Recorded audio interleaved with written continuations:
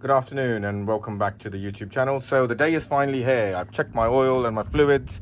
My car's been serviced, my brakes have been checked, my suspension has been checked, all errors have been removed, the air conditioning has been fixed, new tires have been installed. It's time to go for a road trip. So I am going to be taking a journey up to the Stockport area, going through the Peak District.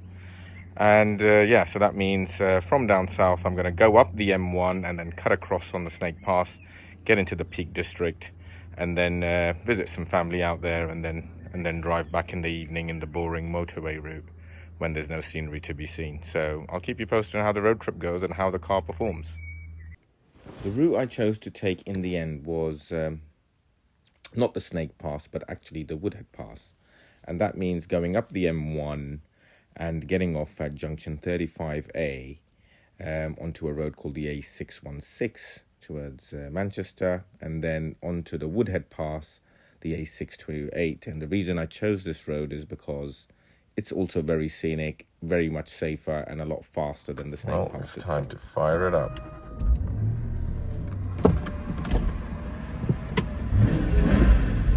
Ready to go. Let's do this. So I'm cutting through the local A roads in Buckinghamshire to get onto the M25 and from there the M1. And it's just a scenic route, so I thought I'd capture this. The Jag really excels on these curves and on country lanes like this. I did mention previously that it has really resilient suspension, and that really stands it in good stead on slightly imperfect roads such as these. So yeah, just wanted to share that, and then I'll provide a further update as I perhaps maybe stop off along the way or as I get to the Snake Pass. So yeah, driving along, still up the M1, looking for the Snake Pass. It's already turning quite scenic, as you can see. And this song comes to mind. It came on the 100 Best Driving Anthems on Apple Music, and it comes to mind. But it's gonna take money. Spending money. It's gonna take plenty of money to do it right, child. It's gonna take time. All that precious time. It's gonna take precious time. Yep. Anticipation. One of my favourite roads in Britain, and always wanted to drive a Jaguar XKR on it, and today is the stuff of dreams. So yeah, just coming through, passing Rotherham. It's a 60 mile an hour speed limit to improve air quality. Apparently driving at 70 worsens the air quality fatally for the local residents, whilst driving at 60 miles per hour somehow saves them. One thing I must note now, just coming up the M1, I've never known any motorway to have as many speed cameras and actual officers along the way monitoring speed. It's like they've got no real criminals to catch. So let's try to make a buck off the motorists. So do be careful about driving or taking this route, because if you're coming up the M1, don't go past 70. There's a lot of cameras, and a lot of monitoring.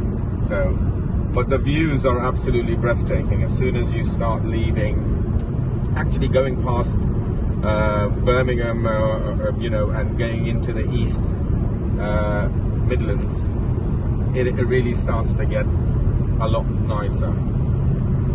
On the car front, we've done about 150 miles, and touch wood, it's doing all right.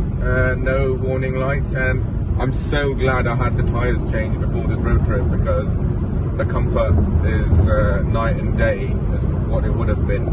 So yeah, the car's really comfortable. Junction 35A on the M1. And that should take me into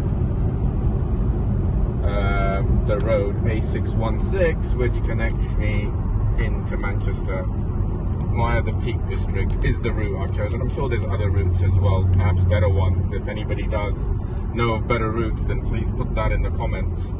But I mapped this out today in terms of time. It was the fastest route, and good scenery as well. So just coming on, entering average speed check zone, to bring this car into its own and really start to enjoy its capabilities.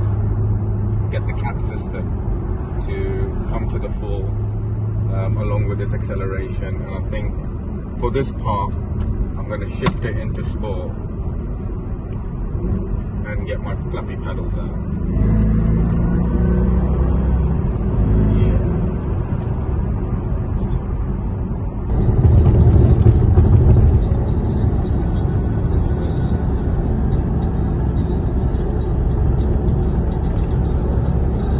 We've beaten the sun. Look how high it is. Still got a while to go before that sets. Right?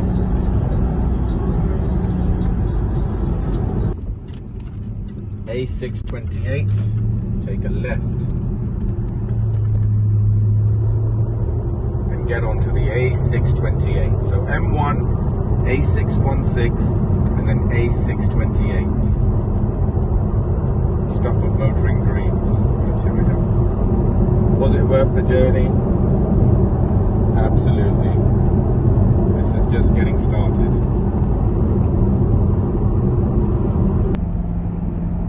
What I love about this road are the amazing views. The speed limit is the national speed limit, and it's not overly policed or got many cameras. And also the quality of the tarmac is very good. So you've got really good tarmac, great views, and a sensible speed limit for you to really have a great time. It's unfortunate that this queue of cars is stuck behind, seems to be a Polo. All I'm going to do is slow down. Oh look, the Dog and Partridge. Beautiful pub to stop off in. Highly, highly recommend it. I mean, why wouldn't you?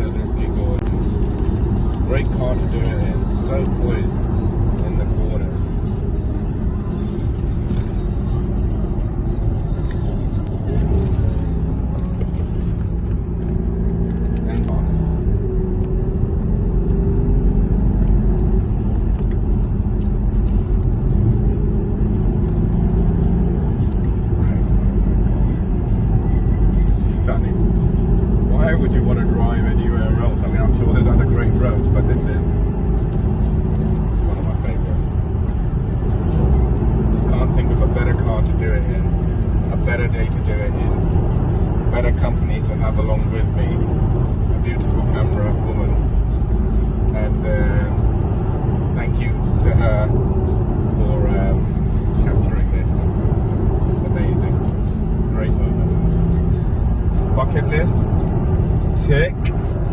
Driven an XKR through the Peak District on a glorious summer's day, bank holiday weekend. Yes, tick.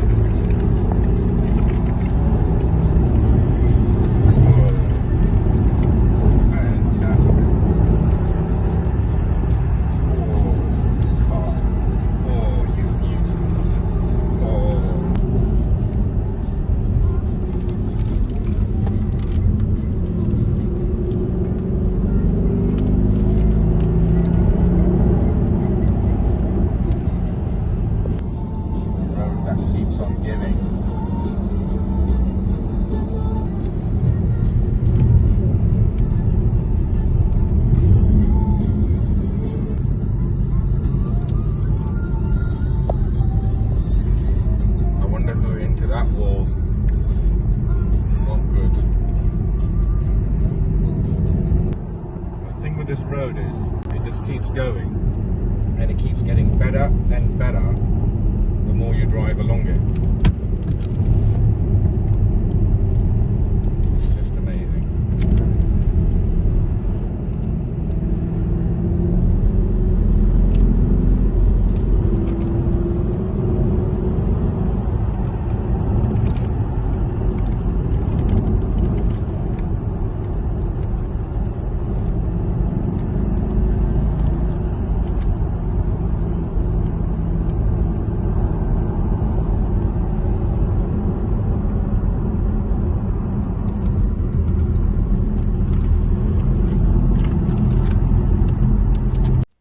I had to pull over just to take in some of that rolling countryside, and as you can see, everywhere you look around you, you're just surrounded by the Peak District and nature. Really, it's just rolling countryside, reservoirs, and yeah, just a great day. I would love to have gone for a walk along here. Had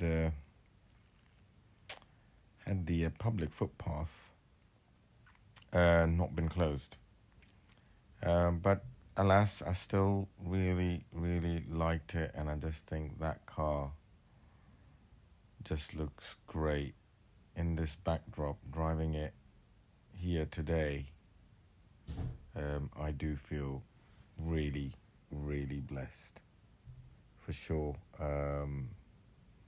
This car was made to do things like this, and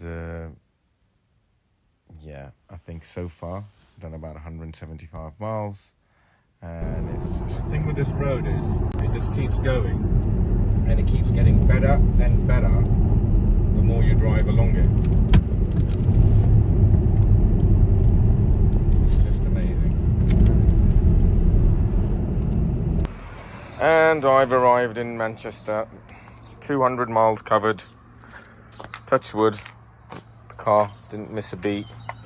And I can't remember the last time I had such a great drive. Really happy. That was a gorgeous drive. I'll be taking the boring route back, because by the time I head back the sun will have set. So no point taking the scenic route. And yeah, I'll be home via the motorway and hopefully make it back in one piece without any issues. So yeah, what a great day, what a lovely drive, amazing. Well, heading back now, the boring route, the motorway route.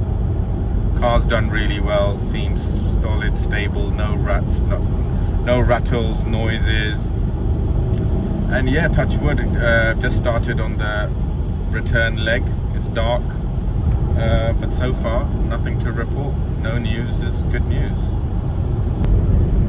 One thing I must mention after 300 miles is how comfortable these seats are. I mean, I always commented previously that the car's very comfortable, but that was more from how it deals with bumps in the road. But after driving this car for 300 miles over just 6-7 hours, 8 hours, I must admit the back of the seat is very comfortable. It's so well padded, and I'm really not feeling it. Generally I do start feeling sore after so many miles, but I'm really quite impressed that despite it being a performance car, it's just so comfortable and it just hums along at 2,000 revs and eats away the miles, and I'm really very comfortable. I'm quite impressed. I wasn't expecting that at all.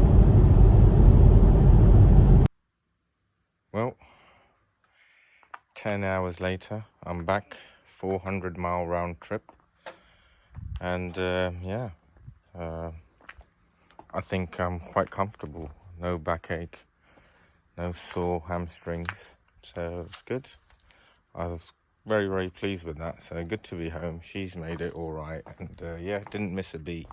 No awkward sounds, no rattles, noises, nothing, so very pleased with that. Glad to have done 400 miles round trip in a car. Spent a lot of hours in driving it, and it's so comfortable. I'm really, really pleased. I've only ever driven it locally, 30-40 miles at a time at best, so it's good to see how good it is over 400 miles longer, you know, over a longer period. Really, really happy with that. Thumbs up.